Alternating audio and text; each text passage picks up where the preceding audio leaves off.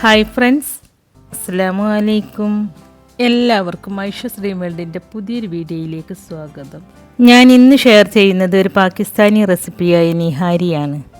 പാകിസ്ഥാനികൾക്ക് fatty food ഭയങ്കര ഇഷ്ടമാണ്. അതുകൊണ്ട് കൂടുതലും അവർ മട്ടൻ വെച്ചിട്ടാണ് ഡിഷസൊക്കെ ഉണ്ടാക്കാറ്. നിഹാരി നമുക്ക് മട്ടൻ കൊണ്ടും ബീഫ് കൊണ്ടും ചിക്കൻ കൊണ്ടും ഒക്കെ ഉണ്ടാക്കാവുന്നതാണ്. അപ്പോൾ ഞാനിന്നിവിടെ ഉണ്ടാക്കാൻ പോകുന്നത് ബീഫ് നിഹാരിയാണ്. അപ്പോൾ വളരെ ടേസ്റ്റി ആയിട്ടുള്ള ഈ ബീഫ് നിഹാരി എങ്ങനെയാണ് തയ്യാറാക്കുന്നത് എന്ന് നമുക്ക് നോക്കാം. നിഹാരി ഉണ്ടാക്കാനായിട്ട് ഞാനിവിടെ 1 കിലോ എല്ലോട് കൂടിയിട്ടുള്ള ബീഫാണ് എടുത്തിട്ടുള്ളത്. ഈ റെസിപ്പിക്ക് ബീഫ് എടുക്കുമ്പോൾ എല്ലോട് കൂടിയിട്ടുള്ള ബീഫ് എടുക്കുക, അപ്പോഴാണ് കൂടുതൽ ടേസ്റ്റ് ഉണ്ടാവുക. വാരിയെല്ലിൻ്റെ ഭാഗത്തുള്ള പീസാണ് ശരിക്കും നിഹാരി ഉണ്ടാക്കാനായിട്ട് എടുക്കുക, അതാണ് കൂടുതൽ ടേസ്റ്റ് ഉണ്ടാവുക. അതുപോലെ അധികം മൂപ്പില്ലാത്ത ഇളയ ബീഫാണെങ്കിൽ കൂടുതൽ ടേസ്റ്റ് ആയിരിക്കും. അപ്പം ഞാൻ ഈ ബീഫ് ഇതുപോലെ കട്ട് ചെയ്ത് നന്നായി കഴുകി വൃത്തിയാക്കി എടുത്ത് വെച്ചിട്ടുണ്ട്. ഇനി നമുക്ക് ആദ്യം നിഹാരി മസാല ഉണ്ടാക്കിയെടുക്കണം. അതിനായിട്ട് ഞാനൊരു പാനിലേക്ക് 10 ഏലക്ക ചേർത്ത് കൊടുക്കുന്നുണ്ട്. അവർ ഈ ഏലക്കായയുടെ കൂടെ കറുത്ത ഏലക്കായയും കൂടി യൂസ് ചെയ്യും. അപ്പോൾ എൻ്റെ അടുത്ത് ബ്ലാക്ക് കാർഡമം ഇല്ലാത്തത് കൊണ്ടാണ് ഞാനിതിൽ യൂസ് ചെയ്യാത്തത്. ഇനി നിങ്ങളുടെ അടുത്ത് ഉണ്ടെങ്കിൽ 2 എണ്ണം ചേർത്ത് കൊടുക്കുക കേട്ടോ. പിന്നെ ഇതിലേക്ക് 12 ഗ്രാമ്പു, 2 തക്കോലം,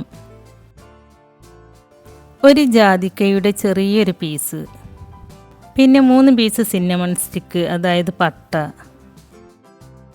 പിന്നെ ചെറിയ 3 പീസ് ജാതിപത്രിക, 1 ടേബിൾ സ്പൂൺ കുരുമുളക്, 1/2 ടീസ്പൂൺ സാജീരകം, 1 ടീസ്പൂൺ കുമിൻ സീഡ്, അതായത് നല്ല ജീരകം, ചെറിയ ജീരകം എന്നൊക്കെ പറയുന്ന ജീരകല്ലേ അത്, 3 ടീസ്പൂൺ പെരിഞ്ജീരകം, അതായത് വലിയ ജീരകം.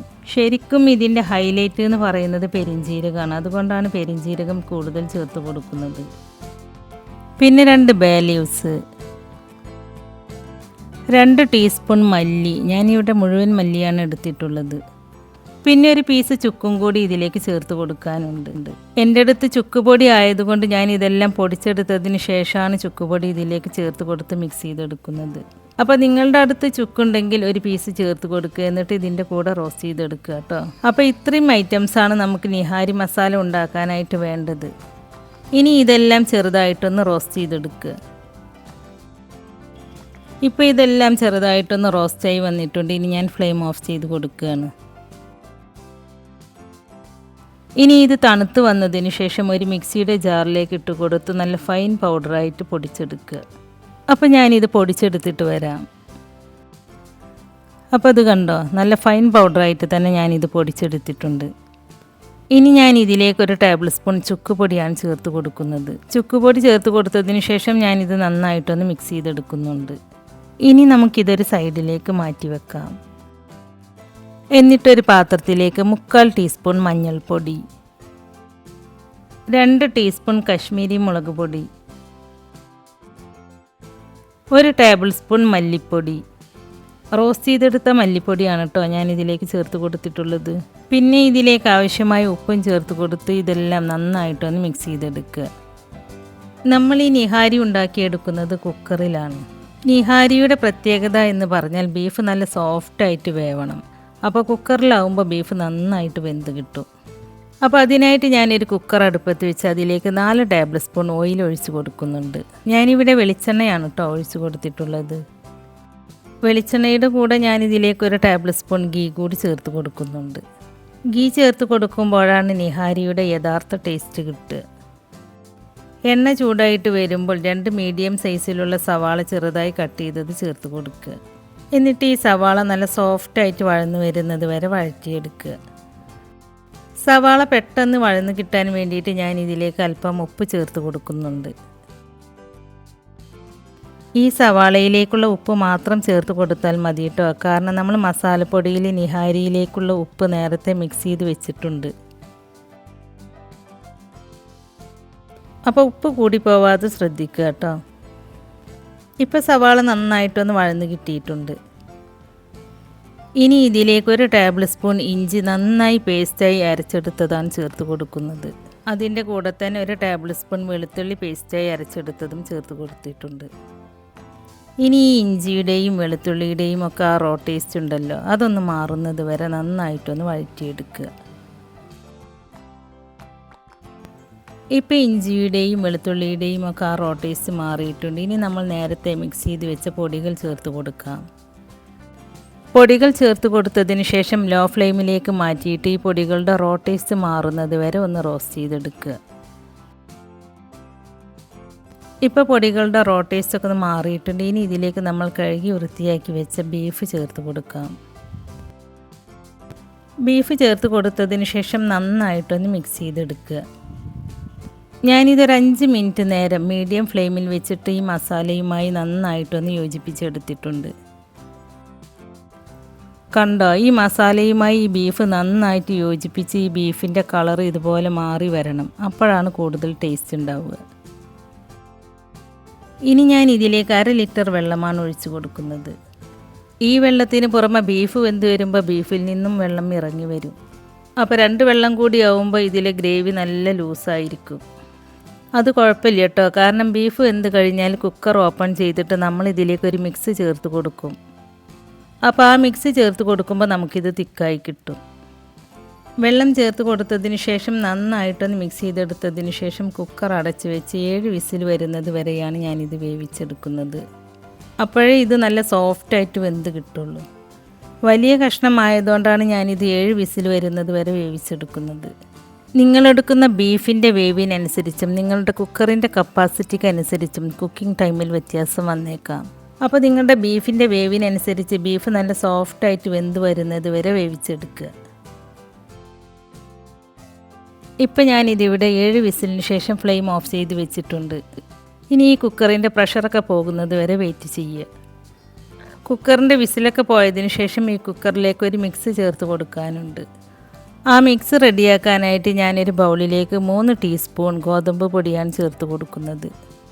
ഈ ഗോതമ്പ് പൊടി കുറച്ച് വെള്ളം ഒഴിച്ച് ഒട്ടും കട്ടയില്ലാതെ നന്നായിട്ടൊന്ന് മിക്സ് ചെയ്തെടുക്കുക. ഇപ്പം ഞാനിതിവിടെ ഒട്ടും കട്ടയില്ലാതെ നന്നായിട്ടൊന്ന് മിക്സ് ചെയ്തെടുത്തിട്ടുണ്ട്. ഇപ്പോൾ കുക്കറിൻ്റെ പ്രഷറൊക്കെ പോയിട്ടുണ്ട്. ഇനി ഞാനിതൊന്ന് തുറന്ന് നോക്കുകയാണ്.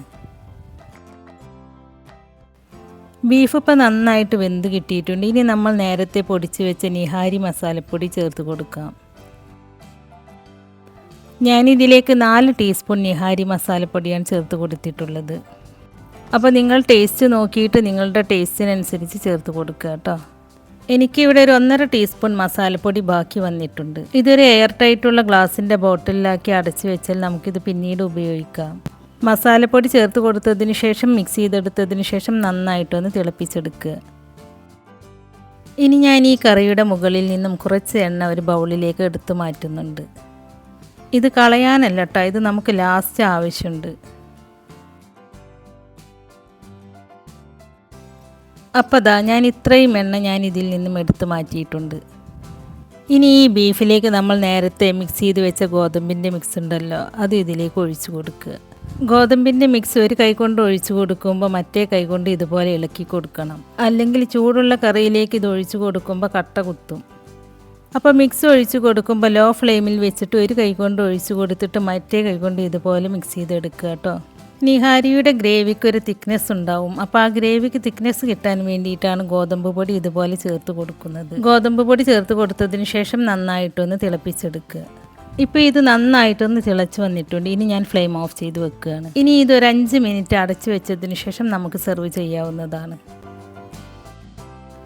ഇത് കണ്ട ബീഫൊക്കെ നന്നായിട്ട് വെന്ത് കിട്ടിയിട്ടുണ്ട്. ഇനി ഞാനിത് സെർവ് ചെയ്യാണ്.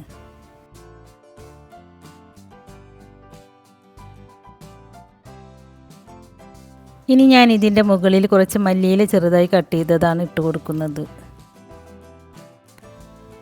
പിന്നെ ഞാൻ ഇതിലേക്ക് ഒരു 1/2 നാരങ്ങയുടെ നീരാണ് ചേർത്ത് കൊടുക്കുന്നത്. നിഹാരി സെർവ് ചെയ്യുമ്പോൾ അതിൻ്റെ കൂടെ നാരങ്ങ നീര് കൂടി ചേർത്ത് കൊടുത്താണ് സെർവ് ചെയ്യുക. അപ്പോഴാണ് ഈ നിഹാരി നല്ല ടേസ്റ്റ് ഉണ്ടാവുക. പിന്നെ നമ്മൾ നേരത്തെ മാറ്റി വെച്ച ഓയിലില്ലേ, അത് ഇതിൻ്റെ മുകളിലേക്ക് ഒഴിച്ചു കൊടുക്കുക. പാകിസ്ഥാനി റെസ്റ്റോറൻറ്റിൽ നിന്നൊക്കെ നിഹാരി കഴിച്ചവർക്കറിയാം, അതിൻ്റെ മുകളിൽ എണ്ണ ഇതുപോലെ നന്നായിട്ടുണ്ടാവും. ഇനി ഇതിൻ്റെ മുകളിലേക്ക് ഇഞ്ചി നീളത്തിൽ കട്ട് ചെയ്തതാണ് ചേർത്ത് കൊടുക്കുന്നത്. പിന്നെ പച്ചമുളക് വട്ടത്തിൽ കട്ട് ചെയ്തതാണ് ചേർത്ത് കൊടുക്കുന്നത്. പിന്നെ ഇതിന് മുകളിലേക്ക് ലെമൺ സ്ലൈസ് ചെയ്തതും വെച്ച് കൊടുക്കുന്നുണ്ട്. അപ്പോൾ ഈ ഒരു രീതിയിലാണ് നിഹാരി റെസിപ്പി സെർവ് ചെയ്യുക. അപ്പോൾ വളരെ ടേസ്റ്റി ആയിട്ടുള്ള ബീഫ് നിഹാരി ഇവിടെ റെഡിയായി കിട്ടിയിട്ടുണ്ട്. അപ്പോൾ നിങ്ങൾ ഇതുപോലെ ബീഫ് നിഹാരി ഉണ്ടാക്കി നോക്കിയിട്ടില്ലെങ്കിൽ തീർച്ചയായിട്ടും ഇതുപോലെ ഒന്ന് ഉണ്ടാക്കി നോക്കൂ കേട്ടോ. എന്നിട്ട് അതിൻ്റെ അഭിപ്രായം നമ്മുടെ കമൻറ്റ് ബോക്സിൽ എഴുതി അറിയിക്കാനും മറക്കരുത്. അപ്പോൾ നമ്മുടെ ഇന്നത്തെ ഈ റെസിപ്പി നിങ്ങൾക്ക് ഇഷ്ടമായിട്ടുണ്ടാവുമെന്ന് വിചാരിക്കുന്നു. ഇഷ്ടമായിട്ടുണ്ടെങ്കിൽ ലൈക്ക് ചെയ്യുകയും നിങ്ങളുടെ ഫ്രണ്ട്സിനും ഫാമിലിയിലേക്കൊക്കെ ഒന്ന് ഷെയർ ചെയ്ത് കൊടുക്കുകയും അതുപോലെ ചാനൽ സബ്സ്ക്രൈബ് ചെയ്യാതെ ആരെങ്കിലും കാണുന്നവരുണ്ടെങ്കിൽ ഒന്ന് സബ്സ്ക്രൈബ് ചെയ്ത് സപ്പോർട്ട് ചെയ്യുകയും ചെയ്യണേ. സബ്സ്ക്രൈബ് ചെയ്യുമ്പോൾ കൂടെ കാണുന്ന ബെല്ലൈക്കണിൽ ക്ലിക്ക് ചെയ്ത് അതിൽ ഓൾ എന്ന ഓപ്ഷൻ തന്നെ സെലക്ട് ചെയ്ത് വെക്കുകയാണെങ്കിൽ ഞാൻ പുതിയ റെസിപ്പീസ് അപ്ലോഡ് ചെയ്യുമ്പോൾ അതിൻ്റെ നോട്ടിഫിക്കേഷൻ നിങ്ങൾക്ക് കിട്ടുന്നതാണ്. അപ്പോൾ ഇൻഷാ അല്ലാഹ് പുതിയ റെസിപ്പീസുമായി ഞാൻ വീണ്ടും വരാം. താങ്ക്